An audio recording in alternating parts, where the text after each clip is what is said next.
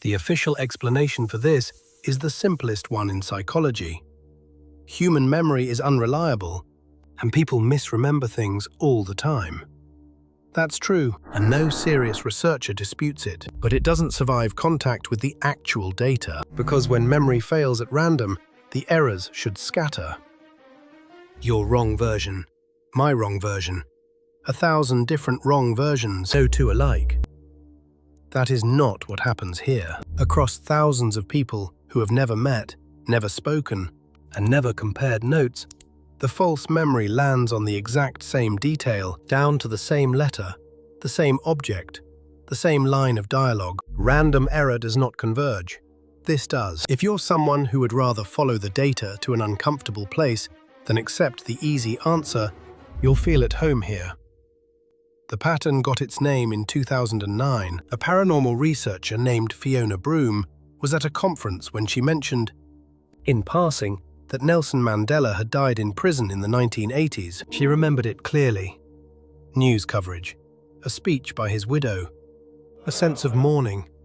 The problem is that Nelson Mandela did not die in the 1980s. He was released in 1990, became president of South Africa, and died on December 5, 2013, an old man at home. What stopped Broom cold was not that she was wrong. It was that the people around her were wrong in precisely the same way. They described the same prison death, the same decade, sometimes the same funeral footage. She coined a phrase for it that night, the Mandela effect. A shared, detailed, confident memory of something that, by every record we have, never occurred. Once you start cataloguing these, the precision is what unsettles you. Consider the children's books. The Berenstain Bears. The family name is spelled Berenstein, ends in ein, and has since the first book in 1962. A very large number of adults remember it spelled Berenstein with an E, and not vaguely. They will fight you over it. Describe tracing the letters as children. Consider C-3PO from Star Wars. Most people picture a robot of solid gold. His lower right leg is silver, and has been in every frame since 1977. Consider the Monopoly mascot, Rich Uncle Pennybags. Millions remember a monocle on his face. He has never worn one. Consider the most quoted line in film history. Luke, I am your father. The actual line, spoken in The Empire Strikes Back in 1980, is no, I am your father. The word Luke is not in it. Each of these is small. What is not small is how many strangers fail in the identical direction.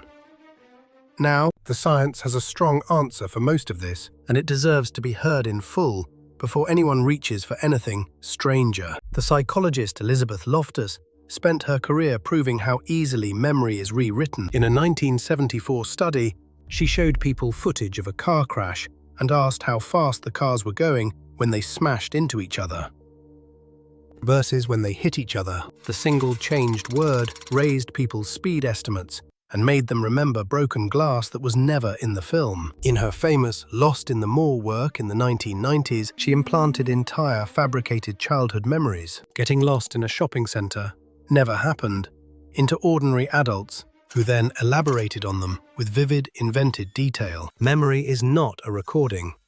It is reconstructed every time you recall it, and it absorbs suggestion like a sponge. That mechanism explains a great deal of the Mandela effect. And honestly, the first time I read Loftus in depth, I assumed it explained all of it. I no longer think it does, and I want to show you exactly where it stops explaining. If you value cases worked through to the point where the easy answer runs out, rather than the headline version that stops at people misremember, this is the channel built for that. And it costs you one click to keep them coming.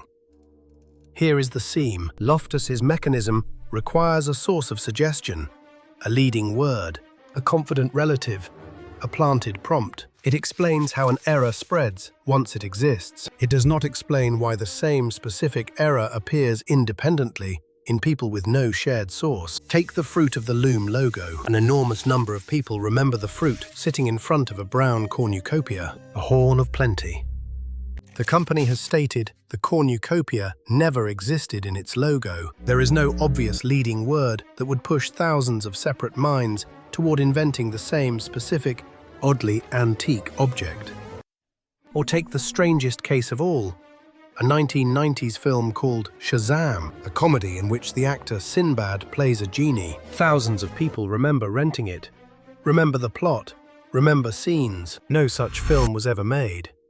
The closest real movie is Kazam, a 1996 film starring Shaquille O'Neal as a genie. Different actor, different title. Suggestion can blur Kazam into Shazam. It is much harder for suggestion to explain people independently generating matching scenes from a film that does not exist. There is a documented engine that bridges part of that gap, and it has a name: social contagion of memory. Once one person voices a vivid, false detail online, it can propagate through a community and overwrite the real memories of people who read it. A feedback loop that manufactures consensus. That is, real. And it almost certainly inflates these cases after they surface, but it runs into the same wall as Loftus. It explains the spread, not the origin. The first witnesses, the ones describing the cornucopia, or the silver-free C3PO, before any forum existed to suggest it to them, are the data point the tidy explanation keeps stepping around. That is the outlier.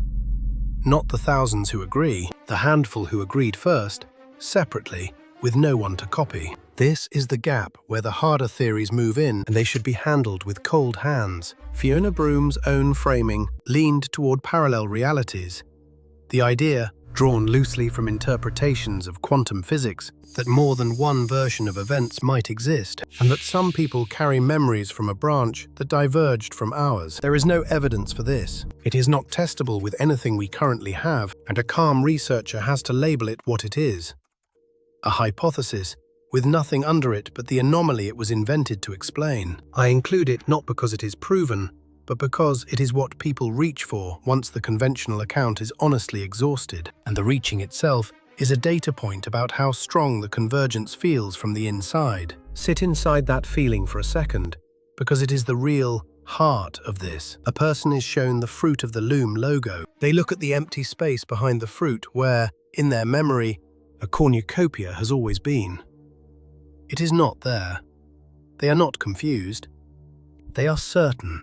And the certainty does not dissolve when the evidence contradicts it. That specific vertigo, the floor tilting under a memory you would have sworn your life on, is reported in nearly identical language by people who have never met.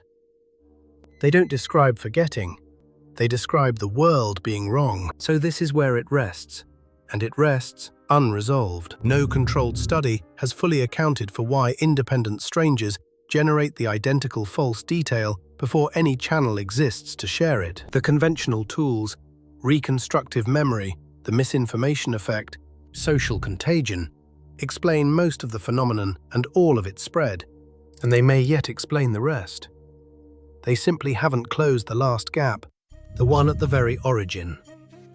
New examples surface every month, and the same precise convergence arrives with them, unchanged. So the question splits clean. Is the Mandela effect nothing more than the ordinary machinery of a fallible brain, finally seen at scale, because the internet let us compare notes for the first time? Or is there something in that convergence that our current model of memory genuinely cannot yet reach? Look at the logo, check your own memory, and decide for yourself. And if cases that stop exactly where the easy answer fails are why you're here, stay for the next file. There are more to open.